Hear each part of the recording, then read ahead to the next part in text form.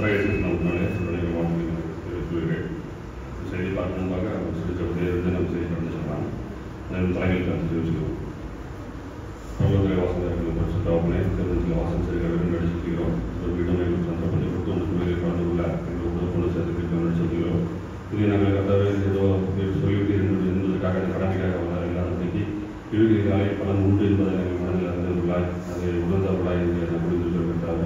உங்களுடைய பரிசுத்தாவினர் இருக்கிறார் என்பதை நாங்கள் மனதில் வைத்தவர்களாய் ஏன்னா எங்களை எல்லோரும் ஒரு பார்க்கிறார் என்பதை நாங்கள் மனதில் வைத்தவர்களாய் நாங்கள் நம்ம ஒழுக்கத்தோடும் உண்மையோடும் கலையத்தோடும் நாங்கள் இந்த காரியங்களை செய்து முடிவு சொல்லி நடத்தோம். வந்திருக்கும் ஒருவருடைய மாசத்தையும் உணவு கடப்பட்டவர்களுக்காக நினைக்கிறோம். அவருடைய தொழில் வந்து சார் உதவி செய்யும். ஆரம்பம் முதல் முடிவு நிறுவனங்களிலிருந்து எந்த ஒரு படங்கள் இல்லாதபடிக்கு இந்த தொகை நல்ல முறையில் நடந்து நம்பிக்கை எங்களுக்கு பேசி எடுத்து விடுவாய். எங்கள் ஆணவம் நட்சத்திரங்கள் பெருமாத்திர இயேசு கிறிஸ்து மூலம் நம்முடைய தலைமுறைக்கு நிச்சயமுள்ள பரவலாகவே எனக்கு நான் படித்த செய்தி தான் நான் பத்திரிகையில் படித்த செய்தி தான் உங்களோட பகிர்ந்து கொள்ள ஆசைப்படுகிறேன். எப்போவுமே நம்ம ஒரு புதிய மனிதனை பற்றி படிக்கும்போது நமக்கு இன்ட்ரெஸ்டாக இருக்கும். அதுக்காகத்தான் நான் இந்த இதை எடுத்தது. ஏன்னா நம்ம நிறைய டைம் என்ன பண்ணியிருக்கோம், நம்ம ஆபரகம் குறித்தும் யோகா குறித்தும் தாவிதை குறித்தும் பேதுருவை குறித்தும் இப்படியே தான் பார்த்துட்டே இருப்போம். ஆனால் சில நபர்களை பற்றி என்ன ஒரு சில 2 வசனங்களுக்கும் சொல்லப்பட்டிருக்கும். அதுவும் வந்து ரொம்ப அதில் ரொம்ப ஆழமான கருத்துக்கள் இருக்கக்கூடியதாக இருக்குது. அப்படி பார்க்கும்போது இந்த படிக்கும்போது நமக்கு இந்த எபேத் மெலேக் அப்படிங்கிறவரோட ஒரு இதை வந்து எனக்கு படிக்க ஒரு சந்தர்ப்பம் கிடைச்சிச்சு. டக்குனு இதை கேட்டால் ஏதோ நம்ம இப்போ இருக்கிற ரீசெண்டாக கேட்டால் நம்ம இதை சாப்பிட்றவங்களோட பேர் மாதிரி இருக்கு இல்லையா? எபேத் மெலேக் கேட்க மாதிரி ஒரு பேர் இருக்குது. ஊரா ஆளோட பேரான்னு கேட்டால் என்னதுங்க, ஒரு ஆளுடைய பெயர் தான். ஆமாம். அப்போ நம்ம இந்த மாதிரி கொஞ்சம் கன்ஃபியூஷன் இருந்தால் நமக்கு வேதத்தில் நிறைய இடத்துல நமக்கு இதே மாதிரி பேர்கள் இருக்கு இல்லையா? மில்கி இந்த மாதிரி பார்த்தீங்கன்னா கொஞ்சம் நமக்கு ஒரு இதுவாக இருக்கும். நிறைய இந்த மாதிரி காரியங்கள் இருக்கு நமக்கு.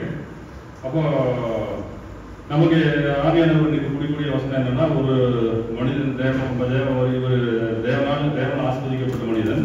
இவர் எப்படிங்க, இவர் ஒரு புறத்தியாராக இருந்த போது கூட தேவனுக்கு சார்பாக சில நன்மைகள் செய்த நிமித்தம் தேவன் இவருக்கு ஆசீர்வாதத்தை கொடுத்தது இங்கே நம்ம பார்க்கிறோம். அப்போ இது என்ன நமக்கு எல்லாருக்கும் தெரியும், ராஜ்யம் 2ஆக உடைகிறது இல்லையா? ஒன்று தெற்கு ராஜ்யமாகவும் ஒன்று வடக்கு ராஜ்யமாகவும் போகிறது. தெற்கு ராஜ்யத்திலே யார் வரா? யூதா தான் வராது. அப்போ என்ன இந்த சமயத்தில் அதுக்கு முன்னாடி பாருங்க, ஆதியாகமம் 20ஆம் அதிகாரம் 2-3 வசனங்கள் பாருங்க.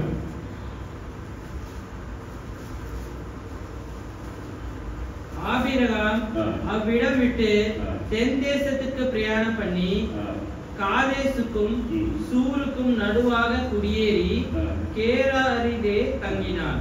அங்கே ஆபிரகாம் தன் மனைவியாகிய சாராளை தன் சகோதரி என்று சொன்னதினாலே கேராரின் ராஜாவாகிய அபிமெலேக்கு ஆள் அனுப்பி சாராளை போதுமான இது வந்து பேருக்காக நான் உங்களுக்கு சொன்னேன். என்னன்னு வருதுங்க, அபிமெலேக்கு. கொஞ்சம் ஞாபகம் கொஞ்சம் சிரமத்தான் இருக்கும். பாருங்க, இதே மாதிரி இன்னொரு 2 வாசனை இருக்கும். ரூத் புஸ்தகம் 1ஆம் அதிகாரம் 2-3 வசனங்கள் பாருங்க.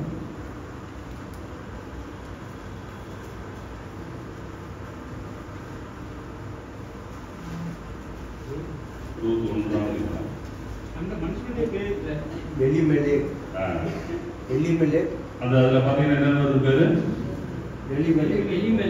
எலிமெலேக். அங்க வந்து என்ன வந்தது? அங்க வந்து அபிமெலேக், இங்க எலிமெலேக். இதே மாதிரி கூட பார்த்துக்கலாம். என்ன நம்ம கொஞ்சம் என்னன்னு இது கற்றுக்கொள்ளக்கூடிய சந்தர்ப்பம் இல்லையா? அதுக்காக பாருங்க, 1 சாமுவேல்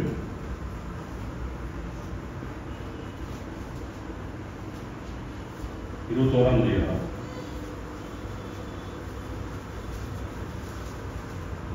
1ஆம் வசனம். தாவீது நோபில் இருக்கிற ஆசாரியனாகிய அகிமெலேக்கினிடத்தில் போனால் அகிமெலேக்கு நடுக்கத்தோடு தாவீதுக்கு கொண்டு போய், ஒருவரும் கூட வராமல் நீ ஒண்டியாய் வருகிறது என்ன என்று அவனை கேட்டான். போதுமா? என்னன்னா நமக்கு இந்த மாதிரி சில இதே ஒற்றை வார்த்தைகள் நமக்கு நிறைய வாரத்தில் இருந்த போதிலும் கூட நமக்கு வந்து என்னாச்சுன்னா அவர்களை காட்டிலும் எபிமெலேக்கு குறித்து நாம் வந்து பார்க்குற ஒரு சந்தர்ப்பம் கிடைச்சிருக்கு. அப்போ நமக்கு எல்லாம் தெரியும், ராஜ்யம் இரண்டாக உடைகிறது. உடைந்த பின்பாக யூதா கோத்திரத்திலிருந்து தான் கிறிஸ்து வருவாருங்கிற ஒரு உன்னதமான ஒரு வாக்குத்தத்தம் இருந்த போதிலும் கூட யூதா ஜனங்கள் எப்படி தருந்தாங்க? முற்றிலும் முரட்டாட்டம் உள்ளாக வணங்காம நடந்துள்ள ஜனங்களாக இருந்தார்கள். அப்ப என்ன ஆச்சுன்னா இவர்களுக்காக வந்தவர் தான் யார் அப்படின்னா எரேமியா தீர்க்கதரிசி. எரேமியா தீர்க்கதரிசி பார்த்தீங்கன்னா இவர் வந்து ஆனதோத்துங்கிற ஒரு ஊர். இது வந்து எருசலேம்ல இருந்து ஒரு 5 கிலோமீட்டர் தள்ளி இருக்கக்கூடியது அந்த ஆனதோத்து ஊர். இந்த ஆனதோத்து ஊர்ல இருக்கக்கூடிய எரேமியாவோட அப்பா யார் அப்படின்னா இவர் ஆசாரிய ஊழியம் செய்கிறவர். ஆசாரிய ஊழியம் செய்கிறவர்களுக்கு வந்து என்ன கொடுக்கப்பட்டிருக்கோ அது மட்டும் செஞ்சா போதும் அவங்களுக்கு, இல்லையா? ஆசாரிய ஊழியம் உதாரணத்துக்கு என்னாச்சுன்னா காலையில 7 மணிக்கு வந்து நீ வந்து கதவை திறந்து பனிமுடிகளை எல்லாம் உடைத்து வைத்து விட்டு அப்புறம் சாம்பிராணி போய் போட்டு பின்பு குத்துவலக்கு ஏற்றி இப்படி இருந்தாங்க. ஒரு மோசை காலத்தில் கொடுக்கப்பட்ட மாதிரி ஒரு சட்டத்திட்டங்கள் அவருக்கு ஆசிரியருக்கு இருக்கும். அந்த நோய் பற்றி யாரும் வந்தாங்கன்னா அவங்களுக்கு எப்படி பிரச்சனை எல்லாமே என்னதுங்க, அவங்களுக்கு எல்லாமே வார்த்தையாக கொடுக்கப்பட்டுச்சு. அந்த வார்த்தையை மட்டும் செஞ்சா போதும், ஆசாரிய ஊழியம் நிறைவேற்றப்படும். ஆனா அந்த ஆசாரிய ஊழியத்திலிருந்து இவங்க அப்பா ஆசாரிய ஊழியம் செய்கிறது. ஆசாரிய ஊழியம் செய்யறது யார் வரா? தீர்க்கதரிசியான எரேமியா வராரு. ஆசாரிய ஊழியம் செய்கிறது அவர் தான் ஆசாரிய ஊழியத்துக்கு தேவன் தேர்ந்தெடுத்திருக்கணும். ஆனா என்ன செய்வது? தைரியசாலி. அதனால என்ன பண்றாரு? ஊழியத்துக்கு எடுக்கிறாரு. ஊழியத்துக்கு எடுத்து என்ன பிரச்சனை? இவரை தீர்க்கதரிசியா எடுத்த தீர்க்கதரிசி என்ன பிரச்சனை? தேவன் சொல்றதெல்லாம் என்ன இருக்கு செய்யலாம். ஆனா வந்து ஆசாரிய ஊழியம் ஏற்கனவே இருக்கு. உங்களுக்கு வந்து சட்டமா கொடுக்கப்பட்டிருக்கு. அந்த சட்டத்தை மட்டுமே நீங்க செய்து கொண்டிருந்தா போதும். ஆனா வந்து நீங்க வந்து தீர்க்கதரிசியா இருந்தீங்கன்னா என்னன்னா தேவனோட வாயா செயல்பட முடியும். அவர் சொல்றத அப்படியே சொல்லணும். அவர் எந்த டைம்ல எந்த சமயத்துல அவர் என்ன சொல்லுவாருங்கிறது தெரியாது. எதிர்பார்த்து இருக்கக்கூடிய அது இல்லாம நீ கிளம்பி இந்த மலைக்கு போனா என்ன பண்ணி போகணும்? ஆசாரியத்துக்கு போகணுமா? போக வேண்டியது. அவர் என்ன வச்சுக்கோங்க, எங்கிருந்து போடாம இருக்கோம் அங்க இருந்துகிட்டு அவர் தேவனுக்கு உண்டான முடிவு மட்டும் செஞ்சா போதும், மற்ற எல்லாம் கிடைக்கும். ஆனா பாருங்க, தேவன் ஏன் அப்படி எதையுமே தெரிஞ்சு கொண்டாரு? ஏன்னா அவரு தைரியசாலி. இவன் எனக்காக என்ன வேணா செய்வான் அப்படிங்கிற ஒரு பெரிய ஒரு நம்பிக்கையை எரேமியா காப்பாற்றிட்டாரு. அப்போ இந்த எரேமியா தீர்க்கதரிசி என்ன பண்றாரு? அந்த சமயத்துல எப்படி இருக்கிற மாதிரி தான் அப்பவும் அங்க கள்ள தீர்க்கதரிசிகள் இருந்தாங்க. அந்த இவர் ஒண்ணு சொன்னா அவங்க ஒண்ணு சொல்றது, அவங்க ஒண்ணு சொன்னா இவங்க ஒண்ணு சொல்றது, அந்த ஊர் ஒட்டு மொத்தமா இவருக்கு ஏத்து நிக்குது. இந்த ஏத்து நிக்கிற சந்தர்ப்பத்துல என்ன சொல்றாரு? இவர் வந்து இல்ல நம்ம வந்து பாபுலன் கிட்ட தேசத்துல 70 வருஷம் அடிமையா பிடிக்கப்பட்டு போவோம். இல்ல என்ன அப்படிலாம் கிடையாது, இன்னும் 2 வருஷம் தான் நம்ம அங்கிருந்து நம்ம 2 வருஷம் தான் நம்ம அங்க இருப்போம், மற்ற எல்லாருமே நம்ம விடுதலை இருக்கும் அப்படின்னு சொல்லி யார் சொல்றா? அங்கிருந்து ஒரு கள்ள தீர்க்கதரிசி அனனியா சொல்றாரு. இப்ப இதே போல ஒரு சூழ்நிலை நடக்குது. இப்போ ஒரு உண்மையான புள்ளிக்கிற சொல்றாரு, உங்களுக்கு இந்த காலம் வந்து இதெல்லாம் வந்து கடந்து முடியறதுக்கு உங்களுக்கு ஒரு 10 வருஷம் ஆகும் அப்படின்றாரு. நமக்கு என்ன இருக்கு? ஒரு சோர்வு வந்துடும். 10 வருஷமா இருக்கு. அதை இன்னொருத்தர் சொல்றாரு, நீங்க போக ஒரு வாரத்துக்கு ஒரு நல்ல செய்தி உங்களுக்கு வருதா என்று பாருங்க அப்படின்னா என்ன பண்ணுவோம்? அந்த ஊழியர் மேல நமக்கு ஒரு 5000 ரூபாய் இவ்வளவுதான் கரெக்டான ஆளு. அப்ப அதே மாதிரி தாங்க. ஆனா இவர் எதையும் என்ன சொல்றாரு? பாபிலோனுக்கு சிறைப்பட்டு போவீங்க, அங்க 70 வருஷம் நீங்க இருந்தாகணும். ஆனா அதுக்கப்புறம் தான் என்ன செய்யும்? நமக்கு தேவன் நம்மளுடைய சிறையிருப்பை முடித்து போடுவார் அப்படின்னு சொல்லி சொல்றாரு. ஆனா என்ன சொல்றாரு? இல்ல 2 வருஷம் தான் சொன்னோம்னா அவங்களோட கழகமானது வாக்குவாதம் பாரு. ஆனா இவரை பிடிச்சி என்ன வச்சுக்க பவுளை காட்டி பவுளை தொழுமரத்திலே மாட்டினது போல இவரே என்ன பண்றாங்க? எரேமியா உடனே போட்டாங்க, சிறையில போட்டாங்க, வீட்டுல கொண்டு போய் போடுறாங்க, அங்க போடுறாங்க, இங்க போடுறாங்க, நிறைய இடத்துல போடுறாங்க. அவர் கூட கொடுத்துறாங்க பாருங்க. ஏன்னா இந்த ஜனங்கள் வந்து எப்படிப்பட்ட ஜனங்கள்? ஒண்ணுமே சொன்னா வசனம் சொல்லு, காதுள்ளவன் கேட்க கிடந்த வசனம் சொல்லுது. நீங்க வந்து வசனத்தை ஆராய்ந்து அறிந்து நீங்க அதை என்னன்னு பாருங்கிறாங்க. ஆனா இந்த என்ன ஜனங்களுக்கு எவ்வளவு சொன்னாலும் இத்தனைக்கும் தீர்க்கதரிசி முகமா இருந்து பேசி காணாது. இவர் வார்த்தையிலிருந்து தேவன் பேசுகிறாருங்கிறத அவர்களால உணர்ந்து கொள்ள முடியல, உணர்ந்தாலும் செய்யறது கிடையாது. அப்படிப்பட்ட அந்த ஜனங்கள் இருந்த சமயம் அந்த பணத்தை கூட போட்டாரு எரேமியா தீர்க்கதரிசி அந்த யூத ஜனங்கள் மத்தியில. எரேமியா புஸ்தகம் 5ஆம் அதிகாரம்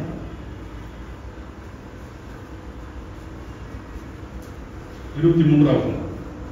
இந்த ஜனங்களோ முரட்டாட்டமும் கலகமுமான இருதயம் உள்ளவர்கள் முரட்டாட்டம் பண்ணி போய்விடுகிறார்கள். அந்தந்த பருவத்திலே எங்களுக்கு மழையையும் முன்மாரியும் கொடுத்து அறுப்புக்கு நியமித்த பாரங்கள் எங்களுக்கு தற்காக்கிற எங்கள் தேவனாகிய கர்த்தருக்கு பயந்திருப்போம் என்று அவர்கள் தங்கள் இருதயத்தில் சொல்லுகிறதில்லை.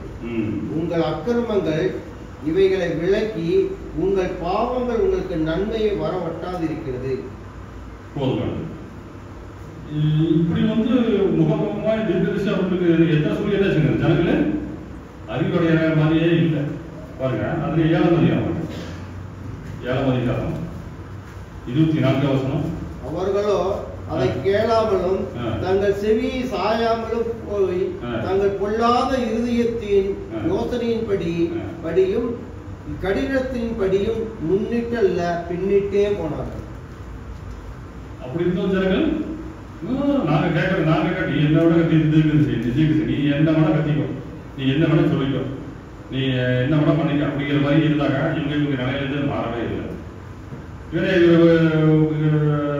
ஏன்னா அந்த அளவுக்கு அந்த ஜனம் அவ்வளவு கடித இறுதியும் கொண்டு போனாங்கிறத நம்ம கண்டுபிடிக்க முடியல.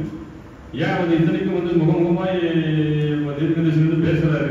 அப்படி அவங்களுக்கு அறிவுடைய பத்தி நம்மளை பத்தி சொல்றாரு அப்படின்னு அந்த உணர்வு இல்லாமே இருந்தது. அது ரொம்பவும் கஷ்டமான விஷயம். பாருங்க, எரேமியா 28ஆம் அதிகாரம்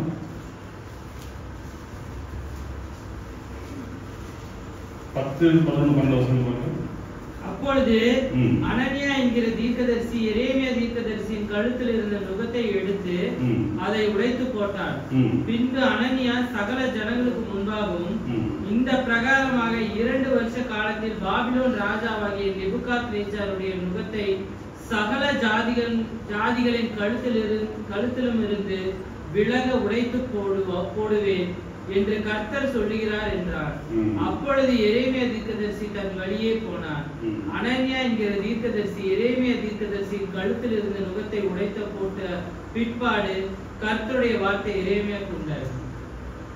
என்ன சொல்றாங்க? அனனியாவிலிருந்து சொல்றான். கர்த்தர் அவர்தான் சொல்றாரு. கர்த்தர் சொன்னாருன்னு சொல்றாரு. பாருங்க, அங்க பொய் தீர்க்கதரிசி சொல்றாங்க. பொய் தீர்க்கதரிசியை நம்பி போகக்கூடிய ஒரு கூட்டமானது அங்கே இருந்து கொண்டுதான் இருக்குது. இன்னும் கூட எப்படிதான் இருக்குங்க. எங்க கூட்டம் அதிகமா இருக்கோ அங்கதான் போகிறாங்க. எங்க உங்க சத்தியம் சொல்லப்படுகிறதோ அங்கே கூட்டம் குறைவாக தான் இருக்குது. உணர்ந்து அறியக்கூடிய மனசு மனிதர்களுக்கு இல்லாம போயிடுச்சு. அதைத்தான் தேவன் நாங்க கேட்கிறாரு. ஏன் அந்த ஆழம் தெரிஞ்சுக்கலாம். எதையும் சொல்லும் போது என்னோட வார்த்தைக்கு உங்களோட செய்தியை நீங்கள் சாய்க்காமல் போனதுன்னு அப்படின்னு சொல்லி கேட்கிறாரு. எவ்வளவு சொன்னாலும் உங்களுக்கு ஏற மாட்டேங்கிற மாட்டேன் அப்படின்னு சொல்லி அவர் கேட்கிறாரு. அப்போ இவரு 70 வருஷங்கிறாரு. அவர் என்ன சொல்றாருங்க? 2 வருஷம் தான் இருக்கிறாரு. அப்போ அவருக்குள்ள காரணமா இருக்கு. பாருங்க, எரேமியா 37ஆம் அதிகாரம் 16ஆம் வசனம். அப்படியே எரேமியா காவற்கிடங்கின் நிலவரைகளிலே பிரவேசித்து அங்கே அநேக நாள் இருந்தான்.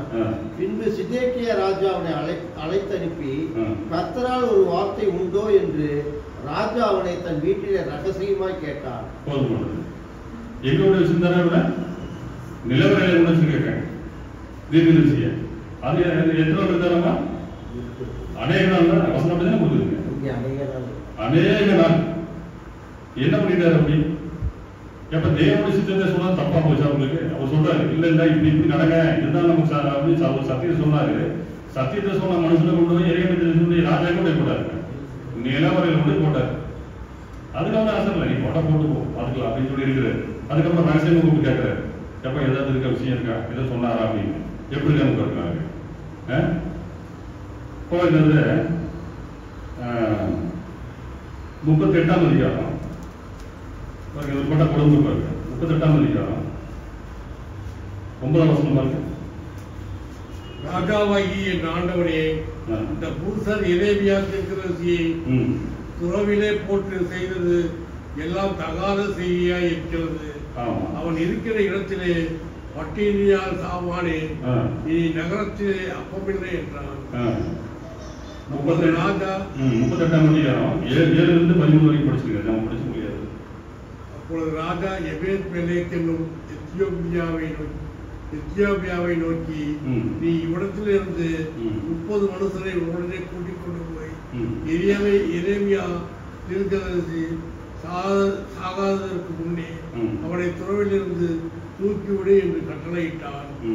அப்பொழுது எபேத் மெலேக் என்னும் மனுஷனை உடனே கூட்டிக் கொண்டு ராஜாவின் அரண்மனை பொக்கிஷ சாலையின் கீழ் இருந்த அறைக்குள் புகுந்து கிழிந்து போன பழம் புடவைகளையும் பொக்கிஷ சாலையில் என்ன வச்சிருக்க பாருங்க, பழம் அது வந்து பொக்கிஷாலைங்கிறது என்னது, ரொம்ப விலையுள்ள பொருட்களும் கிடைக்காத பொருட்கள் வைப்போம். ராஜா எடுத்து வச்சிருக்க பாருங்க, கிழிச்சு போன புடவை, சந்தை துணிகளையும் எடுத்துக்கொண்டு எவ்வளவு அறிவுள்ள எப்படி இருந்திருக்க பாருங்க, எவ்வளவு இருந்திருக்கு பாருங்க. சந்தை துணிகளையும் எடுத்துக்கொண்டு போய் அவைகளை கயிறுகளினால் எரேமியாவண்டைக்கு துறவிலை இறக்கிவிட்டு எபேத் மெலேக் என்னும் எத்தியோப்பியன் எரேமியாவுடன் கிழிந்து போன இந்த பழம் புடவைகளையும் சந்தைகளையும் உடைய அக்கூழ்களில் கயிறுகளுக்குள் அடக்க வைத்து போட்டுக் கொள்ளும் என்றான். எரேமியா அப்படியே செய்தான். அப்பொழுது எரேமியாவை கயிறுகளினால் தூக்கி அவனை துறவிலிருந்து எடுத்து விட்டார்கள். எரேமியா காவல்சாலை முற்றத்திலே இருந்தான். இது என்னாச்சுன்னா எரேமியா பார்த்த அந்த கஷ்டத்தை தான் நம்ம இங்கே பார்த்தோம் இல்லைங்களா. ஃபர்ஸ்ட் முடிஞ்சு ஜெயிலில் போடுறாங்க, ஜெயிலில் போடுறாங்க. எப்படி இதே ஒரு சம்பவம் நமக்கு பழைய ஏற்பாடு நடந்தது இல்லையா. யோசேப்பு என்ன பண்ணாங்க, ஆமா இங்கிருந்து விட்டான். அவர் வந்து முதல்ல ஜெயிலிருந்து எப்படி குளிக்க வந்தாரு, யோசேப்பு குளிக்கிறது ஜெயிலுக்கு போனார். சம்பவத்தை பாருங்க, தேவ மனிதர்களுக்கு இப்படிதான் நடக்கிற சம்பவம். ஆனா என்ன வச்சுங்க, முடிவு சந்தோஷமானதா தான் இருக்கும். அதுதான் அவர் சொல்றாரு, முடிவு எப்பவுமே எப்படி இருக்குங்க, சந்தோஷமா தான் இருக்கும். அப்போ இவரை முதல்ல வந்து நிலவரில் போட்டுருவோம், அணை நிலம் இருக்காரு. அப்புறம் ரெண்டாவது இவங்க தீர்க்கதரிசிங்க போய் தீர்க்கதரிசிகளை சேர்ந்துட்டு சொல்றாங்க, ரொம்ப அமௌண்ட் சொல்ற அத்தனை போய் அதெல்லாம் இங்க கொண்டு வைக்க கொடுங்க, எனக்கு துறவிலை கூட போடுங்கிறாங்க. துறவிலையை வந்து அது எப்படின்னா அந்த கிணறு தண்ணி இல்லை, ஆனா என்ன இருக்குதுங்க, சேரு, அதான் அப்படிதான் போட்டிருக்காங்க. அமில் பூவானு இருக்கியா,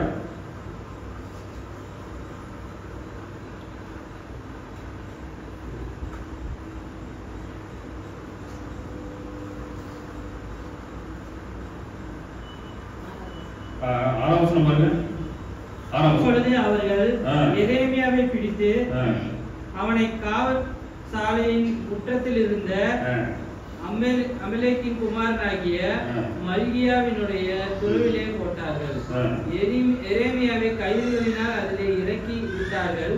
அந்த துறவிலே தண்ணீர் இல்லாமல் உலையாய் இருந்தது. அந்த உலையிலே எரேமியா அமிழ்ந்தான். அந்த உலையா இருந்ததுங்கிறது ஒன்றும் இல்லை, இது வந்து நம்ம அப்படியே உலையா இருந்தது சேரு, அதான் சேரு தான் போட்டுருக்காங்க. என்னாச்சுங்க, இறக்கி விட்டோம்னா அந்த தண்ணி இல்லை, தண்ணி இல்லாத சேரு உள்ள இறக்கி விட்டா என்னாச்சுங்க, ஒரு மட்டுக்கும் உள்ள போயிட்டு இருக்கிறாரு, சேருக்குள்ள போறாரு. போறதை பார்த்து தான் என்னாச்சு, நம்ம ஆள் வராரு. பார்த்துட்டு தைரியமா போய் ராஜாவை பார்த்து, நீ செஞ்சது சரியில்லை, அந்த தீர்க்கதரிசி பண்ணிருக்கூடாது அப்படின்னு சொன்னோன்னே என்னாச்சு, அந்த டைம்ல தேவடி கண்களை திருப்பி கிட்டதுனால என்னாச்சு, படக்குன்னு இல்லை சர்ச்சு கூட்டிட்டு போய் நீ டக்குன்னு அவனை மீட்டு அப்படின்னு சொல்லி சொல்றாரு. அங்க போய் நம்ம காப்பாத்துறாரு, எபிமெலேக்கை காப்பாத்துறாரு. இதுதான் நடந்த சம்பவம். இதுல என்ன அப்படின்னா, இதுல வந்து நம்ம எபேத் மெலேக் இருக்காங்க, எபேத் மெலேக்கை யாரு சொல்லியிருக்க வசனம் நமக்கு குறிப்பிடப்படுகிறது, எத்தியோப்பியா. இந்த எத்தியோப்பியாங்கிறது வந்து ஏறக்குறைய வசனம் நம்ம வேதத்துல ஒரு 20-22 முறை வந்து எத்தியோப்பியா வந்து இருக்குது. எத்தியோப்பியா அப்படின்னு சொன்னாவே யாரு நமக்கு ஞாபகம் வரும், ஜனங்கள் எப்படி இருப்பாங்க, எத்தியோப்பிய ஜனங்கள் நல்லா சோப்பா இருப்பாங்களா,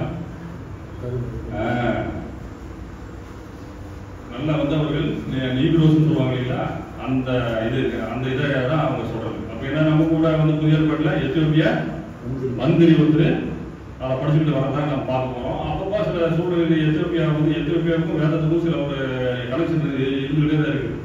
அப்படிதான் என்னது அப்படின்னா இந்த எத்தியோப்பியா இவன் வந்து எப்படின்னா இவனை பத்தி இவனோட இதை பத்தி எதுவும் சொல்லல, இவனோட பேரண்ட்ஸ் பத்தி எதுவும் சொல்லல. ஆனா என்னாச்சுன்னா எத்தியோப்பியா நாடுங்கிறது சில இருந்தா கூட மோசமான கட்டளைகளை அவர்கள் அறிந்திருக்க வாய்ப்பு குறைவாக தான் இருந்தது. ஏன்னா வந்து எருசலேம் சுற்றிலும் இஸ்ரேல் ஜனங்கள் சுற்றிலும் தான் என்னாச்சு உங்களுக்கு வெளிப்பாடுகள் கிடைத்த கொடுத்து. அப்ப என்னன்னா இந்த எத்தியோப்பியா பிரதானிகள் ஒருவன் கொடுக்குது. உங்களுக்கு இந்த ராஜாக்கள் பிரதானிகளில் ஒருவன் தான் வந்து நம்ம எபெத் மலக்.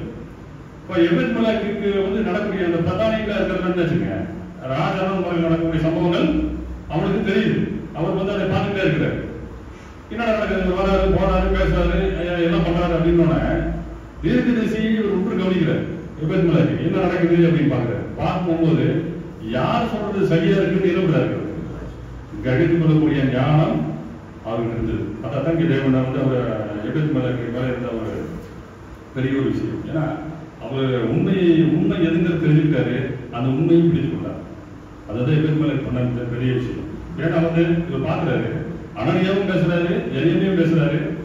அனனியா பேசுறது எப்படி இருக்குன்னு பாக்குறாரு, இவர் பேசுறதுன்னு பாக்குறாரு. எரேமியா வாயிலிருந்து வரக்கூடிய வார்த்தைகள் தான் உண்மையான வார்த்தையா. இவர் வந்து வெறுமனே நம்மளைய மேற்பூச்சான சொல்லுவாங்க இல்லையா, இந்த வசனம் தான் உங்களுக்கு மேற்பூச்சாய் இருக்குது அப்படின்னு சொல்லி இருக்கும் இல்லையா. பாருங்க, எரேமியா 28ஆம் அதிகாரம் 28ஆம் அதிகாரம்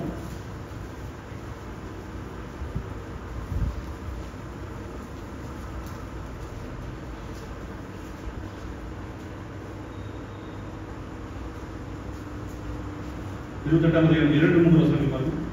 இஸ்ரவேலின் தேவனாகிய சேனைகளின் கர்த்தர் உரைக்கிறது என்னவென்றால், பாபிலோன் ராஜாவின் நுகத்தை முறித்தேன். பாபிலோன் ராஜாவாகிய நேபுகாத்நேச்சார் இவ்விடத்திலிருந்து எடுத்து பாபிலோனுக்கு கொண்டு போன கர்த்தருடைய ஆலயத்து பணிமுட்டுகளை எல்லாம் நான் 2 வருஷ காலத்தில் இவ்விடத்துக்கு திரும்ப கொண்டு வர பண்ணுவேன். யோயாக்கீமின் குமாரனாகிய எகோனியா என்கிற யூதாவுடைய ராஜாவையும் பாபிலோனுக்கு சிறையாக கொண்டு போகப்பட்ட யூதர் அனைவரையும் நான் இவ்விடத்துக்கு திரும்ப வர பண்ணுவேன். பாபிலோன் ராஜாவின் நுகத்தை உடைப்பேன் என்றார் என்று சொன்னார். இது சொன்னது யாரு? அனனியா தீர்க்கதரிசி சொல்றாரு. என்னதுங்க இதெல்லாமே இந்த மாதிரி சம்பவங்கள் என்னதான் இருக்குங்க. 2 வருஷம் நடக்கும். தேவனுடைய ஆலயத்தின் பணிமுட்டுகளை எல்லாம் எடுத்துட்டு போனதெல்லாம் வந்துடும். அப்படியே பாக்குற மாதிரி சொல்றாரு. சொன்னோட என்ன வச்சுங்க, தேவங்களுக்கு ஒரே சந்தோஷம்.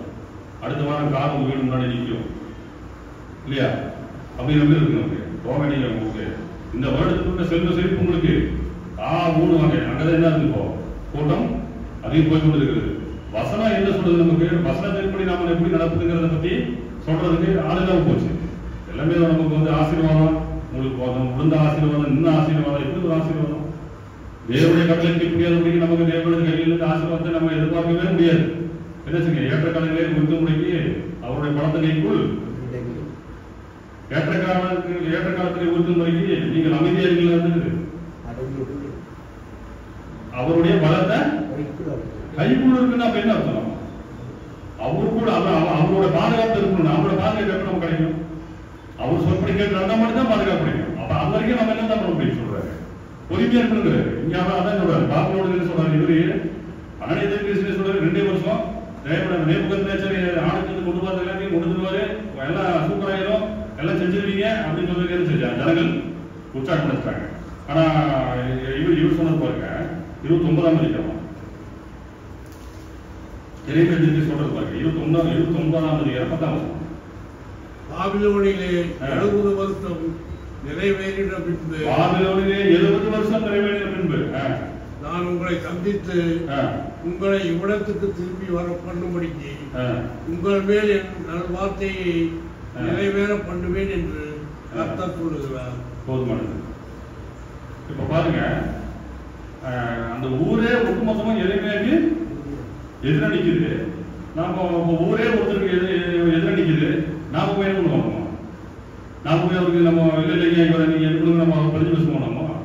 நாம பண்ணுவோம், சத்தம் இல்லாம ஒதுக்கிட்ட தேவனே இந்த சூழ்நிலை நீங்க அறிவியது, நான் போனா நான் மாட்டிக்குவேன், என்னோட சூழ்நிலை என்னோட நிலைமை என்னன்னு உங்களுக்கு தெரியும். அப்ப நாம என்ன பண்ணுவோம்? நாமளே மனசுல ஒரு வேண்டுதல் செஞ்சுட்டு இந்த சந்தர்ப்பத்தை கடந்து போறதுக்கு எனக்கு நீங்க ஏதோ உதவி செய்யுங்க அப்படின்னு சொல்லி எதுவும் எதுவும் பண்ணுவோம். ஆனால் எதிர்ப்பு உண்டாருங்க அந்த உண்மை உண்மையான தீர்க்கதரிசி ஒரு சம்பவம் நடக்குது. என்னாச்சு, அவர் போய் ராஜாவை பார்க்க பயப்படல. அப்ப அந்த சந்தர்ப்பத்துல ராஜா வாயிலிருந்து என்ன வார்த்தை வருதோ அதுதான் தீர்ப்பு. இவனை பிடிச்சி சிங்கத்தின் தொகையில போடுங்க அப்படின்னா முடிஞ்சு போச்சு. இவனை தீ வச்சு கொடுத்துக்கன்னா ராஜாவோட வாயிலிருந்து என்ன தீர்ப்பு வருதோ அதுதான் நடக்கும். ஆனா அந்த புரஜாதியான எத்தியோப்பிய பிரதானிகளுக்கு ஒருவனான எத்தியோப்பிய எபித்மெலக்கு என்ன பண்றாரு, ராஜா போய் பார்க்கறாரு. அதாவது என்ன பியூட்டி அப்படின்னா, ராஜா தீர்ப்பு சொல்றதுக்கு முன்னாடி போய் பார்த்துருந்தா கூட பரவாயில்ல. ராஜா என்ன பண்றாரு, தீர்ப்பு சொல்லிட்டாரு. தீர்ப்பு சொன்ன தீர்ப்புக்கு பின்னாடி என்ன பண்றாரு, நீ போய் நீ செஞ்சது சரியில்லைங்கிற ராஜா. இத்தனைக்கும் ராஜாக்காரன் மந்திரி கூட இல்லை, பிரதானிகள் ஒருவன். அப்ப பாருங்க, உண்மையான தீர்க்கதரிசின்னு தெரிஞ்ச உடனே, அவர் வாயிலிருந்து வரக்கூடியது தேவ வார்த்தைன்னு தெரிஞ்ச உடனே அதுக்கு எவ்வளவு தூரம் நிற்கிறது தெரிஞ்சுட்டாரு. உடவே இல்லை என்னன்னா பரவாயில்ல சொல்லி. ஏன்னா என்ன இவர் தரவோமா கைவோமா கால்வோங்கிறது தெரியாது. அந்த ஒரு இக்கட்டான சூழ்நிலையில ஊரே எதிர்ப்பு எதிராக நிற்குது. இவர் நம்மளோட ஜனங்களுக்கு மனசோட பண்றாரு. 2 வருஷத்துக்கு ஆசீர்வாதம் ஒரு 70 வருஷங்கிறாரு. நம்மளுடைய நமக்கு ஏற்கனவே சோர்வு உண்டாக்க பண்ணிக்கிறாருன்னு சொல்லி அந்த வசனம் இருக்காது அப்படிங்கிறது. ஆனா என்னாச்சுங்க, எப்படி மேல இருக்கு, நான் உண்மைக்கு சாட்சியாக நிற்பேன். உண்மை எந்த பக்கம் இருக்கோ அந்த பக்கம் இருந்து உறுதியா போய் நிற்கிறாரு. அதுபடியாக இவர் 2 காப்பாற்றப்பட்டதாக பார்க்கலாம். ஏன் கேளுங்க, யாத்திராகமத்தில் வசனம் கொடுக்கப்பட்டிருக்கு 23ஆம் அதிகாரம் 2ஆம் வசனம் பாருங்க. தீமையை செய்ய திரளான பேர்களை பின்பற்றாதிருப்பாயாக. வழக்கிலே நியாயத்தை புரட்ட நீதியானவர்களின் பட்சத்தில் சாய்ந்து உத்தரவு சொல்லாதிருப்பாயாக. இந்த வசனம் யாருக்கு தெரிஞ்சிருக்கும்? இந்த வசனத்தை கேட்டு வளர்ந்தவங்க தான் யாருங்க? யூத ஜனங்கள் இல்லையா? தீமை செய்வதற்கு எல்லாரும் அந்த போறாங்க, நீ என்ன விடாத, அந்த போகாத, எல்லாரும் சொல்றாங்க, நீ அதைய சொல்லாத, நீ உண்மை என்னவோ அதை பற்றிமா நீ பேசு அப்படின்னு சொல்லி இப்படி சொல்லப்பட்டு வளர்ந்த ஜனம் தான் யூத ஜனம். ஆனா இதை பத்தி எவ்வளவு கேள்விப்பட்டிருப்பாரு, இதை பத்தி கேள்விப்படாத எத்தியோப்பியா எழுதுறாரு. எத்தியோப்பிய பிரதானிகள் ஒண்ணு எத்தியோப்பியா எழுதுறாரு. எல்லாரும் எதை பேசாலும் பரவாயில்ல, நான் யார் பத்தி நினைப்பேங்கிறாரு, நான் தீர்க்கதரிசி பத்தி நினைப்பேங்கிறாரு. அப்ப எவ்வளவு பெரிய ஒரு விஷயம் பாருங்க. பாருங்க, நம்ம புதிய கொண்டாட கொடுத்து பிடிக்கிறது வசனம் 1 தெசலோனிக்கேயர் 5ஆம் அதிகாரம் 21ஆம் வசனம் பாருங்க.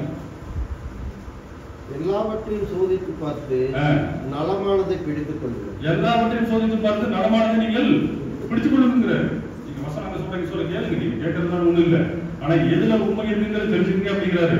இது யார் சொல்லுங்க? வேத வாக்கியங்கள் எல்லாம். ஆமா, அப்ப புதிய ஏற்பாடு கொடுக்கப்பட்ட வசனம் யாரால கொடுக்கப்பட்டதுங்க? வருஷத்து ஆகிய 7 கொடுக்கப்பட்ட வசனம் தான் என்ன வச்சுங்க, எல்லாவற்றையும் ஆராய்ந்து பார்த்து நலமானதை பிடித்துக் கொள்ளுங்க. ஏன் அப்படின்னா வசனம் நமக்கு ரொம்ப முக்கியம். வசனம் தான் நம்மளுக்கு என்ன கிறிஸ்துவாக சொல்கிறாரு, நான் சொன்ன வசனமே உங்களை கடைசி நாளில். ஆமா, அப்ப வசனம் தான் நமக்கு எல்லாமே கொடுக்கப்படுகிறது இல்லையா? இப்ப யோவான் சுவிசேஷம் 12ஆம் அதிகாரம் 48ஆம் வசனம். என்னை தள்ளி என் வார்த்தைகளை ஏற்றுக்கொள்ளாதவனே நியாயம் தீர்க்கிறது ஒன்று இருக்கிறது. நான் சொன்ன வசனமே அவனை கடைசி நாளில் நியாயத்திற்கு. நான் சொன்ன வசனமே என்னை தள்ளி என்னை வார்த்தைகளை ஏற்றுக்கொள்ளாதவனை நியாயம் தீர்க்கிறது என்று ஒன்று இருக்குது. அப்ப என்ன செய்ய, எல்லாவற்றையும் ஆராய்ந்து போது நலமானதை பிடிச்சுக் கொள்ள வேண்டிய யாரோட வேலை? நம்மளோட வேலை. உண்மை எது தெரிஞ்சுக்கிட்டு உண்மை பக்கத்துல நம்ம ஸ்திரமாய் நிற்கிறது தான் ரொம்ப முக்கியம். அதைத்தான் எம்எஸ் மேலே செஞ்சார். ஏன்னா இறைவனுக்கு சொல்றாரு, அனானிய பேசுறது சரியில்லைப்பா. அவர் என்ன பாரு, உங்க வாயத்துக்கு மெதுமுச்சாய் குணமாக்குற விதமாக அப்படியே உங்களை மேலோட்டமா பேசுறாரு. உங்களை வசப்படுத்த விதமா பேசுறதுங்கிறார். இறைமைய புஸ்தகம் 6ஆம் அதிகாரம் 14ஆம் வசனம். சமாதானம் இல்லாது இருந்தும் சமாதானம் சமாதானம் என்று சொல்லி என் ஜனத்தின் காயங்களை மேற்பூச்சாய் குணமாக்குகிறார். என் ஜனத்தின் காயங்களை வேறு பூச்சார். உங்களுக்கு அது இந்த வார்த்தை நடக்கும், அந்த வார்த்தை நடக்கும் அப்படின்னு அவர்களை மனதை திருப்தி படுகிற விதமாக என்ன பேசிட்டு இருக்கிறாங்க. அதை தான் அந்த எலக்ட்ரிஷன் கடிச்சு கொடுக்குறாரு. இல்லப்பா சத்தியமா கிடையாது, அவன் போய் பேசுறான், நமக்கு வந்து இந்த மாதிரி லேட் ஆகும்னு சொல்றாரு. ஆனால் அந்த உண்மை சத்தியத்தை வந்து நம்ம அறிந்து கொடுக்குறாரு. பாருங்க, யோவான் சுவிசேஷம் 8ஆம் அதிகாரம் 32ஆம் வசனம் என்ன சொல்றாரு?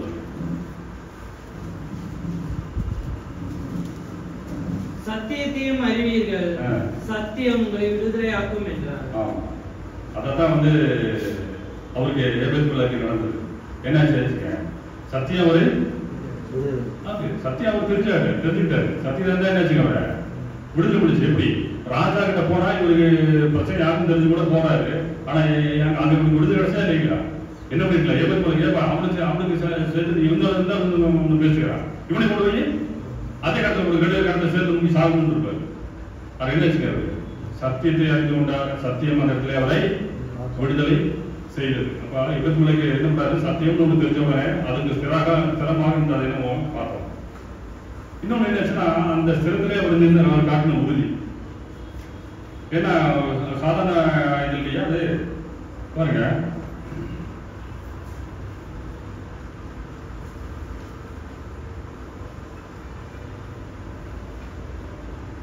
எரேமியா 38ஆம் அதிகாரம் 12ஆம் வசனம் பாருங்க. எபேத்-மெலேக் என்னும் எத்தியோப்பியன் எரேமியாவுடனே இழிந்து போன இந்த பழம் புடவைகளையும் கந்தைகளையும் உம்முடைய அக்குள்களில் கயிறுகளுக்குள் அடங்க வைத்துக்கொள் போட்டுக்கொள்ளும் என்றான். எரேமியா அப்படியே செய்தவன். அதாவது அவனுடைய பிராணன் அவனுக்கு கிடைத்த கொலை உரிமை போல இருக்கும், அவன் விளைப்பான் என்பதை கர்த்தர் உரைக்கிறார் என்ற ஒரு வசனம் இருக்கும். எரேமியா 38ஆம் அதிகாரம் 12ஆம் வசனம்.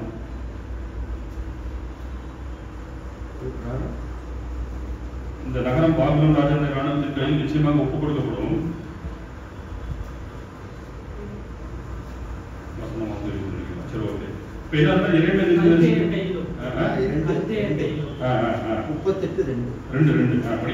இந்த நகரம் பாபிலோன் ராஜாவினுடைய ராணுவத்தின் கையில் நிச்சயமாக ஒப்புக் கொடுக்கப்படும், அவன் அதை பிடிப்பானே என்பதை கர்த்தர் உரைக்கிறார் என்றார்.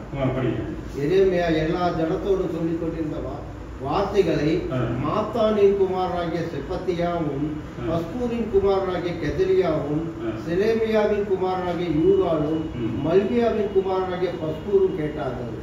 அப்பொழுது பிரபுக்கள் ராஜாவை நோக்கி, இந்த மனிதன் கொல்லப்பட உத்தரவாக வேண்டும், அதை நின்றென்றால் இந்த நகரத்தில் மீதியாய் இருக்கிற யுத்த மனுஷரிடத்திலும் மற்றும் உள்ள சகல ஜனங்களிடத்திலும் இவன் இப்படிப்பட்ட வார்த்தைகளை சொல்லுகிறதினாலே அவர்களுடைய கைகளை தளர்ந்து போக பண்ணுகிறார். இவன் இந்த ஜனத்தின் சேமத்தை தேடாமல் அவர்கள் கேட்டையே தேடுகிறான் என்றார். இவரு நமக்கு நல்ல செய்ய வரல, இவரு என்ன செய்ய வந்திருக்காரு? கெடுதல் செய்த வந்திருக்கிறாரு.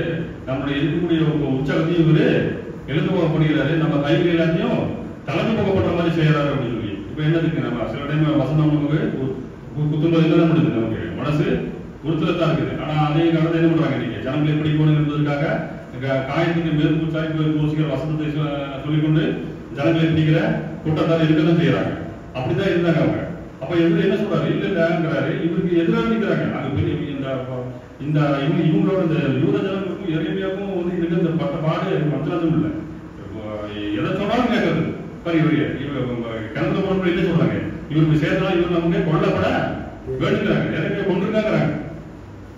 இவர் எதுக்கு இவர் பேசாம ஆசாரியம் செஞ்சிருக்கலாம். அங்க அப்பா மாதிரி போனமா ஏதாவது கோயில் ஒரு காலையில் 2 மணி நேரம், சாயந்தரம் 2 மணி நேரம் நின்று இருந்ததை விட இவருக்கு உண்டான ஏன்னா ஆசிரியர் கொடுக்கக்கூடிய பங்கு இருக்கு இல்லையா, அதை வாங்கிட்டு பேசாமல் இருந்திருப்பாரு. இவர் என்ன பண்றாரு? தேவனுடைய வீருக்குனாங்க மாதிரி காரணத்தினால எத்தனை பாடுகள் வருது. ஏன்னா தெரிஞ்சு கொடுக்குறாரு. எரேமியா சாதாரண ஆள் இல்லை. சாதாரண விஷயத்துல அவரு பேச விட்டு கொடுக்குற ஆளும் கிடையாது, அப்படியே ஒரு தைரியமில்லாத ஆளும் கிடையாது. அவர் பார்க்குறாரு எரேமியா எனக்காக நல்லா நிறைய வேலை செய்ய போறாரு அப்படின்னு சொல்லிட்டான்.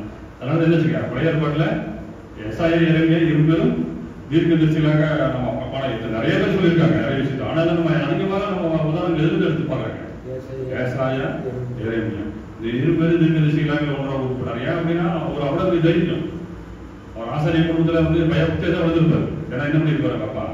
அவனை பிள்ளையை நடத்த வேண்டிய வழியிலே நீ நடந்துட்டு இருக்கிறாரு. அப்ப என்ன ஆசாரியனாக கற்பனை பண்ணியிருப்பாரு எரேமியாவை. சின்னதுல இருந்து பிள்ளை சின்னதுல இருந்து பக்காவா ட்ரைன் பண்ணி கொடுத்துருக்கிறாரு. வந்த நேரத்தில் என்னாச்சு அவருக்கு? அவர் பெருசாக இருந்து வழி விலகவே இல்லை. அவர் ரொம்ப ஸ்திரமா நிற்கிறாரு. அதுக்கு தான் பாக்குறாரு எரேமியா பாக்குறாரு. அப்ப எல்லாம் நீ வந்து இதுக்கு இல்ல எனக்கு கரெக்டானாலே யூதா ஜனங்களுக்கு ஏற்றால் நீதான் சொல்லி கொடுப்பாரு. இவர் கூட்டிட்டு போய் அங்கே போய் கொள்ள பாக்குறாங்க, தொழுமரத்தில் கட்டி வைக்கிறாங்க, கொண்டு நிலவையில சிறைச்சாலையில வைக்கிறாங்க. அதுக்கப்புறம் கொண்டு எங்கே போட்டாங்க? கடைசியில கிணத்துலையும் போட்டாங்க, சேருக்குள்ள கிணத்துலையும் போட்டாங்க. அதுல போய் கடைசியில நம்ம இன்றைய தலைப்புக்கான நபரான எபேத் மலருக்கு அங்க போய் காப்பாற்றுகிறார். உண்மைக்கு எவ்வளவு ஸ்திரமாக நின்று அவருடைய பக்கமா நிற்கிறார் நினைச்சுப்பாரு. ஊரே அவர் பக்கம் நிற்குது, ஆனா இவரு நம்புறாரு. இல்ல எரேமியா தான், என்னன்னா எரேமியா தான், அவருக்கு சரியானதான் அப்படின்னு அந்த இதுல பிடிச்சு கொடுக்குறாரு பாருங்க. என்னன்னா இவருக்கு அந்த தைரியம். 38ஆம் அதிகாரம், எரேமியா 38ஆம் அதிகாரம் 9ஆம் வசனம் பாருங்க. ராஜாவாகிய ஆண்டவனே, இவர் நேரம் என்ன பண்றாருங்க? இந்த செய்தி தெரிஞ்சு போய் சொல்லுங்க. தெரிஞ்சோட நேரம் போறாரு. இந்த புருஷன் எரேமியா தீர்க்கதரிசியை புறவிலே போட்டு செய்ததை எல்லாம் தகாத செய்தியாய் இருக்கிறது. அவன் இருக்கிற இடத்திலே பட்டினினால் சாவானே. ராஜா கிட்ட போய் நேரா போய் கொஞ்சம் ஞாபகம் உள்ள ஆளு இல்லையா? ராஜாவே அப்படின்னு ஆரம்பிக்கல. என்னன்ற ஆரம்பிக்கிறாரு? ஆண்டவனே அப்படின்னு ஆரம்பிக்கிறாரு. ராஜா கிட்ட சொல்றாரு, டெக்னிக்ல பேசுறாரு. ஏன் ஆண்டவனே அப்படின்னு ஆரம்பிச்சு எதிர சொல்றாரு, நீ செய்தது தகாத செயலன்னு சொல்றாரு. படக்கு நேருக்கு நேரம் பேசுகிறாரு ராஜா கிட்ட. அப்போ எவ்வளவு தைரியம் இருக்கும் நாளுக்கு. இத்தனைக்கும் புரியாதையான ஒரு எத்தியோப்பியன் பிரதானிகளில் ஒருவன். அவர் போய் ராஜா பார்க்க முடியுமா? என்னாச்சு? பெரிய ஒரு விஷயம். ஆனா என்ன பண்றாரு? எரேமியா பண்ணி நேரம் போய் நிற்கிறாரு. போய் நின்று, ராஜாவே ஆண்டவனே நீ செய்தது தகாத செயல், நீ செஞ்ச செயல், நீ செஞ்சது தப்பு அப்படிங்கிறாரு. ரெண்டாவது என்ன சொல்றாரு? எரேமியா காக்குறாரு, அவர் பட்டினால சாவானே. அப்ப எவ்வளவு பெரிய ஒரு தேவ மனிதன் மேல இருந்த அந்த ஒரு இது பாருங்க. அதாவது வசனம் கொடுத்துருது, இந்த சிறியரில் ஒரு கலசம் தண்ணீரை கொடுத்தா கூட என்ன வருது? இவங்களுக்கு யாராவது இவங்களுக்கு இந்த மாதிரி சிறியில இருந்து ஒருத்தர் வம்சம்ல வந்து பார்த்தா யாரை பார்த்தாருங்கிறாரு? என்னையே பார்த்த மாதிரி இருக்கிறது. அப்ப தேவ மனிதனுக்கு ஒரு இக்கட்டு நேர்ந்த உடனே என்ன பண்றாரு? ராஜாவாவது ஒன்றாவது நேரம் போய் பார்க்கணும்னு சொல்லி போய் பார்த்து, ராஜாவே நீ செய்த செயல் தகாத செயல். ஏன்னா உண்மையான ஒரு தேவ மனிதனை நீர் குளியில போட்டது தகாத செயல். அப்படி செஞ்சிருக்க கூடாது. இப்ப என்ன ஆகாது? அங்க சாப்பாடு ஏற்கனவே இது இல்லை, அவர் பட்டியல சாக போறாரு. படிக்கிறது. அப்பொழுது ராஜா எத்தியோப்பியாவை நோக்கி, நீ இவ்விடத்திலிருந்து 30 மனுஷரை உன்னுடனே கூட்டிக் கொண்டு போய் எரேமியா தீர்க்கதரிசி சாகாததற்கு முன்னே உன்னை துறவிலிருந்து தூக்கிவிடு என்று கட்டளையிட்டான். பாருங்க, அந்த சொன்ன என்பது பிரதானிகள் ஒரு தான் அந்த. ஆனா டக்குனு இது சொல்றது, இந்த சந்தர்ப்பத்தை நமக்கு எஸ்தால சொல்ற மாதிரி இந்த சந்தர்ப்பம் இவர் போய் காட்டலைன்னா எரேமியா இறந்துருவாரா? தேவனுடைய திட்டம் நிறைவேறணும் இல்லையா? இன்னைக்கு நீ இந்த காலத்துல நீ மௌனமா இருந்தால் ரட்சிப்பு வேற வரும்னு சொல்றாரு. அந்த மாதிரி ஆனா எத்தியோப்பிய பிரதான எத்தியோப்பிய நம்ம எபேத்துல என்ன பண்றாருங்க? தனக்கு கொடுத்த அந்த நேரத்தை பயன்படுத்திக்கிட்டாரு. அதுதான் அந்த திரும்ப நமக்கு சந்தர்ப்பம் கொடுக்கப்படுமா? இல்ல, நமக்கு வந்து சந்தர்ப்பம் வந்து கொடுக்கப்படுது செக் பண்றாரு தேவன். இந்த சந்தர்ப்பத்தில் இவங்க எப்படி செயல்படுகிறான்னு பாக்குறாரு. அதன்படியாக தான் இருக்கும். ஏன்னா சந்தர்ப்பம் எவ்வளவு நேரம் கொடுப்பாரு? சந்தர்ப்பம் அதிகமாக கொடுக்க போறது கிடையாது.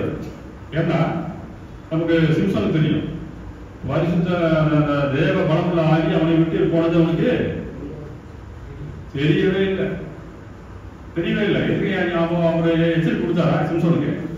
தேவாதி உன்னிடமிருந்து நான் எடுக்க போகிறேன், அதனால சிம்சோனே நீ வந்து ஜாக்கிரதையாக அப்படின்னு சொல்லி சொன்னாரா? சொல்லல. இந்த சொல்ற அளவுக்கு நாம பெரியாளும் கிடையாது. அப்போ தேவ ஆவி எப்ப நம்ம எடுத்து கொடுவாருங்கிற டைம் நான் வந்து பிக்ஸ் பண்ணி கொடுக்கல. உனக்கு 10 டைம் 5 டைம் இல்லை. ஒவ்வொரு சந்தர்ப்பம் கொடுத்த சந்தர்ப்பத்தைனா தேவனுக்கு கேட்டவங்க பயன்படுத்துகிறாங்கிறத தேவன் எதிர்பார்க்கிறார். இங்க எத்தனை பேர் பிரதானிகள் எத்தனை பேர் அதுதான் செஞ்சார். அவருக்கு என்ன பண்ணாருங்க, ஒரே ஒரு பக்கம் நிற்குது. நம்ம போனா நம்ம நிலைமை என்னன்னு தெரியாது. இருந்த போதில கூட என்னாச்சுங்க, அவருக்கு என்னாலும் பரவாயில்ல, நம்ம குடும்பம் என்னாலும் பரவாயில்ல, சத்தியத்துக்கு நம்ம தூணுமான மாதிரி இவருக்கு சத்தியத்திற்கு நிற்க வேண்டுமாக இறைவனுக்காக போய் ராஜாவை போய் நிற்கிறாரு. நீ செஞ்ச சரியில்லை ராஜா, அவர் படிங்க செஞ்சு போவாரு, அது சேரா இருக்குது, அவருக்கு போய் அவன் அமர்ந்து செத்து போயிடுவாரு, நீ செஞ்ச தப்பு அப்படின்றது. ஆனா என்னாச்சுங்க, இவன் போய் நின்று தேவன் படக்க என்ன பண்ணாருங்க, ராஜா வந்து ஐயோ நான் இருந்த திருப்ப வந்து எனக்கு நீ மாற்றி சொல்லிடுறியான்னு கேட்காம அங்கே திரும்ப கிடைக்கும்படியாக செய்கிறார். அதுதான் தேவனுடைய செயல். என்ன நடக்கு ஏது நடக்குங்கிறது இல்லை. நான் தேவன் பக்கம் நிக்கிற மாதிரி தேவன் பார்க்கிறாரு. அதை செஞ்சுட்டோம்னா மற்றதுல யார் செய்வான்? வசனம் இருக்கு இல்லையா, குதிரையோ யுத்தத்துக்கு ஆயத்தமா இருக்கணும், ஜெயமோ அதான் சரி. இதை செஞ்சது அதை செய்ய, நீ அதை செய்ய, மற்ற நான் பார்க்கிறேன். அதான் சொல்றாரு. எத்தனை பேர் ராஜா நேரம் போய் நிக்கிறாரு, ஐயோ போய் என்ன தலைப்பட்டிடுவானு நான் யோசிக்கல. அதை தேவன் எதிர்பார்க்கிறேன். என் உண்மைக்கு நீ எவ்வளவு தூரம் நிற்கிறேன், என்னுடைய வசத்துக்கு எவ்வளவு தூரம் நீ சத்தியத்தில் நிற்கிறேன், அதைத்தான் அவர் எதிர்பார்க்கிறார். அதுக்கு அவர் என்ன நினைச்சுக்கிறேன், மற்ற காரியம் தேவன் நான் நடத்துறாரு. டக்குன்னு இவர் என்ன பண்றாரு, போகணும் நீ போய் காப்பாற்றுன்னு சொல்லல. என்ன சொல்றாரு, இன்னொரு கஷ்டப்படுவேன்னு சொல்லு உங்களோட இன்னும் எவ்வளவு கூட எத்தனை கூட்டு போங்க, 30 கூட்டு போகிறாரு. இவர் என்ன பண்றாரு, போய் அவசரத்துக்கு கயிறு கண்ட கடைக்கு ஏற்றிருக்கு. சீலையில என்ன பண்றாரு, சீலைய கயிறு மாதிரி பிரிச்சு போட்டுக்கிட்டு ஐடியா கொடுக்குறாரு. ஏன்னா பிரதானிக்கு வரும் இல்லையா, இவன் போர் பயிற்சி கட்டுறவன், போர் எப்படி செய்யணும் தெரியும். எளிமையை சொல்றாரு, எப்ப நீங்க போற கயிறு அந்த சேலையில வந்து பணி கயிறு மாதிரி செஞ்சிருக்கேன், அது என்ன பண்ணிருக்கீங்க, அந்த ஒரு மாதிரி அவங்க அக்கறையில போட்டு சுற்றி குடிச்சுக்கங்க, உங்களை நான் மேல தூக்கிடுறேன் அப்படின்றாரு. இவன் இறைவனுக்கு செய்யறாரு, அவர் சொன்னபடி இவரும் செய்யறாரு. அப்பதான் என்ன பண்ண முடியும், மேல வர முடியும். அப்ப பாருங்க, இறைவனுக்கு விஷயம் வந்து ஒரு சத்தியத்துக்கு வந்து நம்ம வந்து சிரமம் நிற்கணுங்கிற அந்த ஒரு நிலைமையில யாரை சந்திக்கிறதுக்கு பயப்படலை. நம்ம மேல இருக்கிற அதிகாரி, நம்மளுக்கு சம்பளம் கொடுக்குற அதிகாரி, நம்மளை அவங்க போய் கட்ட என்ன செய்வாங்கிறது அவங்க ரெண்டும் இல்லை, யோசிக்கல. சார் இது உண்மை இதுதான். அதுக்காக நான் போய் நின்னாலும் எதையுமே காப்பாற்றே ஆகணும், ராஜாவை போனாலும் அந்த சூழ்நிலை கேட்கறதான் பார்க்கணும். இன்னொன்னு இது என்ன பண்ணாரு, எது பண்ணாரு எத்தியோப்பியா மந்திரி, அவர் வேணும் பண்ணாரா? நாம எது சர்ச்சை போறோம், பரலோகம் போகணும். அப்புறம் என்னை விசுவாசிக்கிறான்னு இம்மையிலும் மறுமையிலும். அப்ப என்ன வச்சுக்க, பூமியிலும் நாம கொஞ்சம் சுகமா இருக்கணும் இல்லையா? அதுவும் இல்லை அப்படின்னா மனசுல ஒரு பக்கம் இருக்குதான் செய்யுது இல்லையா? தேவையான எதுவும் கஷ்டப்படாம பூமியில நீங்க என்னை வைங்க அப்படிங்கிற ஒரு ஆசை இருக்குது. ஆனா எத்தியோப்பியான அந்த எதிர்ப்புல இருக்கு, இவர் தீர்க்கதரிசிக்கு தெரியும், இவர் ஏன் அவ்வளவு கஷ்டப்படணும் போய் இவருக்கு எதிர்கடி தேவனை ஆசிரியத்தை கொடுக்க போறான்னு எதாவது தெரியுமா? அவருக்கு எந்த எதிர்பார்ப்பும் கிடையாது. எத்தியோப்பியாவான எதிர்ப்புகளுக்கு எந்த எதிர்பார்ப்புமே கிடையாது. இவர் வந்து ஐயோ அவரோட தேவ மனுஷன் தெரிஞ்சது, தேவ மனுஷனுக்கு எது செய்யணும்னு அவர் செஞ்சாரு, பண்ணாரு. அது நிமித்தம் அவருக்கு என்ன கிடைச்சிச்சுங்க, ஆசீர்வாதம். எதிர்ப்புகளுக்கு நினைச்சே பார்க்கல. அவருக்கு என்ன, தேவன் உரைக்கிற தேவன் சொல்றாரு, நீ எபேத்மேலுக்கு போய் சொல்லுகிறாரு. தேவனுடைய வாயிலே எபேத்மேலை பேரை உச்சரிக்கும்படியாக ஒரு ஆசீர்வாதம் அவனுக்கு கிடைக்கப்பட்டுச்சு. எரேமியா 39ஆம் அதிகாரம் 17-18 வசனங்கள் பாருங்க. ஆனால் அந்நாளிலே உன்னை தப்புவிப்பேன் என்று கர்த்தர் சொல்கிறார், நீ பயப்படுகிற மனுஷரின் கையிலே ஒப்பு கொடுக்கப்படுவதில்லை. நீ போய் எத்தியோப்பியனாகிய எபெத்மேலேக்குக்கு சொல்ல வேண்டியது என்னவென்றால், அப்படின்னு யாருக்கு சொல்றாரு? எரேமியா என்ன சொல்றாரு? தேவன் சொல்றாரு, என்னுடைய வார்த்தைகளை இந்த நகரத்தின் மேல் நன்மையாக அல்ல தீமையாகவே வரப்பண்ணுவேன். அவைகள் அந்நாளிலே உன் கண்களுக்கு முன்பாக நிறைவேறும் என்று இஸ்ரவேலின் தேவனாகிய சேனைகளின் கர்த்தர் சொல்கிறார். ஆனால் அந்நாளிலே உன்னை தப்புவிப்பேன் என்று கர்த்தர் சொல்லுகிறார். நீ பயப்படுகிற மனுஷரின் கையிலே ஒப்பு கொடுக்கப்படுவதில்லை. உன்னை நிச்சயமாக விடுவிப்பேன். நீ பட்டயத்துக்கு இரையாவதில்லை. நீ என்னை நம்பினபடினால் உன் பிராணன் உனக்கு கிடைத்த கொள்ளை பொருளை போல் இருக்கும் என்று கர்த்தர் சொல்லுகிறார். எவ்வளவு ஒரு விஷயம் பாருங்க. அடிச்ச லக்கு. இவர் நினைக்கல, இவர் வந்து தீர்க்கதரிசி வந்து சொல்லுவாருன்னு இல்லை. தீர்க்கதரிசி சொல்றது யார் சொன்னதாக அவர் நம்பினாரு, அதான் சொல்றாரு. இவர் எரேமியா நம்பினாரா? எரேமியா தீர்க்கதரிசி நம்பினாரு. இவர் சொல்றது தேவ மனிதன் நம்பினாரு. தேவ மனிதனை நம்பினா யார் நம்புறதாக இருக்கும்? தேவனை நம்புறதாக இருக்கும். அதனால்தான் வந்து இவர் வந்து இதுக்கு முன்னாடி வந்து முகமுகமா தேவனை பார்த்தது கிடையாது, யெகோவா பத்தி இவரு கேட்டது கிடையாது. ஆனா இங்க வசனம் 2வது வசனத்துல என்ன சொல்றாரு படிங்க. ஆனால் அந்நாளிலே உன்னை தப்புவிப்பேன் என்று கர்த்தர் சொல்லுகிறார். உனக்கு சொல்றாரு, கர்த்தர் சொல்லுகிறார். என்னன்னா இப்ப வந்து ஊரே ஒண்ணு மட்டும் நின்றுச்சு, நீ யார் பக்கம் நின்ன? என்னோட எனக்காக நான் பேச வேண்டியது பேசிய மனிதன் பக்கம் நீ நின்ன. அதனால என்னாச்சு, நீ வந்து அன்னைக்கு வந்து விரோதிக்கப்பட்ட. இன்னைக்கு ஊரே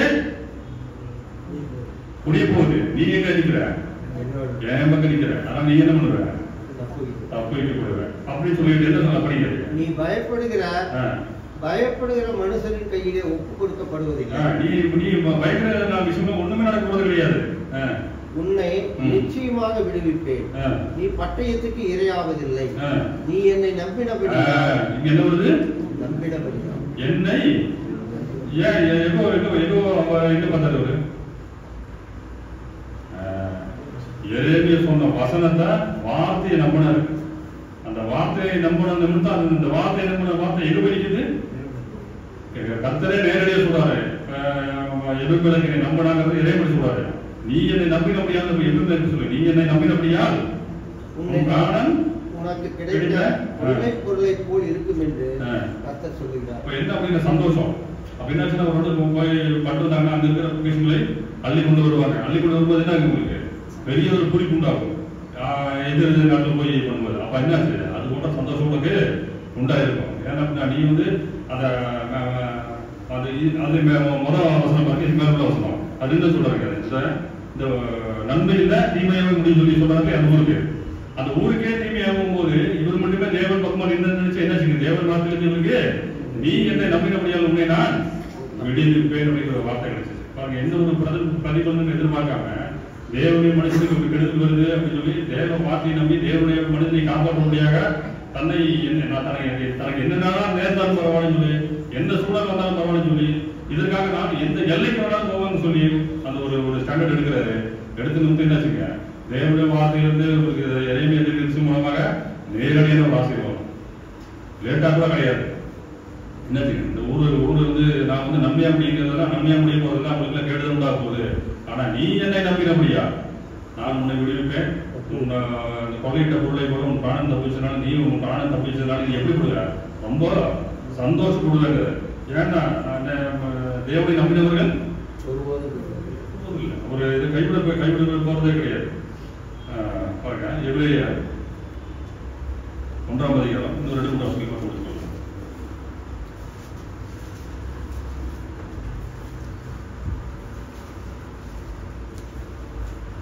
எபிரேயர் 1ஆம் அதிகாரம் 2ஆம் வசனம் பாருங்க. இந்த கடைசி நாட்களில் குமாரன் மூலமாய் நமக்கு திருவுளம் பற்றினார். இவரை சர்வத்துக்கும் சுதந்திரவாளியாக நியமித்தார். இவரை கொண்டு உலகங்களையும் உண்டாக்கினார். அப்ப வந்து புதிய ஏற்பாட்டுல இப்ப அவர் வந்து தீர்க்கதரிசி நம்பினாரு இல்லையா? இவர் தேவ மனுஷன் நம்பினாரு. நாம யாரும் பண்ணணுங்க, நாம கிறிஸ்துவ விசுவாசம் வைக்கணும். அதான் அந்த வசனம் சொல்றது இல்லைங்களா? இந்த கடைசி நாட்களில் தேவன் குமாரன் மூலமாக திருவுளம் பற்றினார். அப்ப நாமும் விடுவிக்கப்படணும். நமக்கும் வந்து தேவனுடைய வார்த்தையிலிருந்து நமக்கு ஒரு ஆசீர்வாதம் கிடைக்கணும். என்னதான் பண்ணணுங்க? கிறிஸ்துவை விசுவாசிக்கணும். விசுவாசம் இல்லாம நாம என்ன பண்ணணுங்க? யோவான் எழுதின சுவிசேஷம் 14ஆம் அதிகாரம் 26ஆம் வசனம். என் நாமத்தினாலே பிதா அனுப்ப போகிற பசுத்த ஆவியாகிய தேற்றவாளனே எல்லாவற்றையும் உங்களுக்கு போதித்து நான் உங்களுக்கு சொன்ன எல்லாவற்றையும் உங்களுக்கு நினைப்பூட்டுவேன். இந்த வசனத்தை நமக்கு நினைப்பூட்டுறது யாருங்க? அப்ப என்ன நாம முழுவதுமாக வசனத்தின் மீது விசுவாசம் வைத்து நாம செயல்படுவது தேவன் விருப்பப்படுகிறார். பாருங்க அது யோவான் சுவிசேஷம் 12ஆம் அதிகாரம் 48ஆம் வசனம். என்னை தள்ளி என் வார்த்தைகளை ஏற்றுக்கொள்ளாதவனை நியாயம் தீர்க்கிறது ஒன்று இருக்கிறது. நான் சொன்ன வசனமே அவனை கடைசி நாளில் நியாயத்து. ஆமா, அப்போ வசனத்தின்படி நம்ம நடந்து கொண்டா நம்ம என்ன பண்ணுவீங்க? நாம தப்பித்துக் கொள்ள முடியும். ஏன்னா தீர்க்கதரிசி வாயிலிருந்து வரக்கூடிய வார்த்தை தேவனுடைய வார்த்தையை நம்ம தெரிஞ்சுக்கிட்டாரு, அன்பையா செயல்பட்டாரு. உண்மைக்கு நான் எவ்வளவு தூரம் போனாலும் பரவாயில்ல, என் உயிரை போனாலும் பரவாயில்ல, நான் இது சாட்சியாக நிற்பேன்னு சொல்லி ராஜாவை போய் சந்திச்சாரு, அந்த விஷயத்தை செஞ்சு கொடுத்தாரு. பாருங்க கடைசி வசனம் நீதிமொழி 28ஆம் அதிகாரம், நீதிமொழி 28ஆம் அதிகாரம் 20ஆம் வசனம்.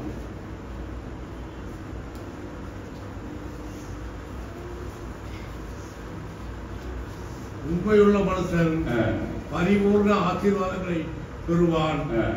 ஐஸ்வர்யான அவனுக்கு தீவிரிக்கிறவனோ ஆக்கிரிக்கு தப்பான். உண்மையுள்ள மனுஷன் அதான் அவருக்கு படிச்சாரு. அவர் உண்மையா இருந்தாரு, உண்மைக்கு சார்பாக நின்றாரு.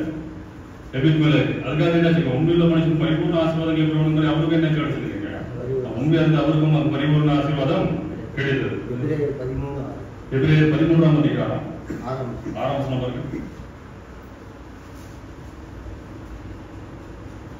அதிகாலே நாம் தைரியம் கொண்டு கர்த்தர் எனக்கு சகாயம், நான் பயப்படேன், மனுஷன் எனக்கு என்ன செய்வான் என்று சொல்லலாமே. ஆமா, நம்ம தைரியம். இப்ப இவர் அதான் பண்ணாரு கடைசிக்கு இல்லையா? மனுஷனுக்கு எது செஞ்சுவாங்க அந்த தைரியத்துலதான் என்ன யாரும் போய் பாக்குறாரு, ராஜா போய் பாக்குறாரு. அந்த தைரியம் இருந்தது அவருக்கு. ஏன்னா அது உண்மை எதுவும் தெரிஞ்சுக்கிட்டாரு.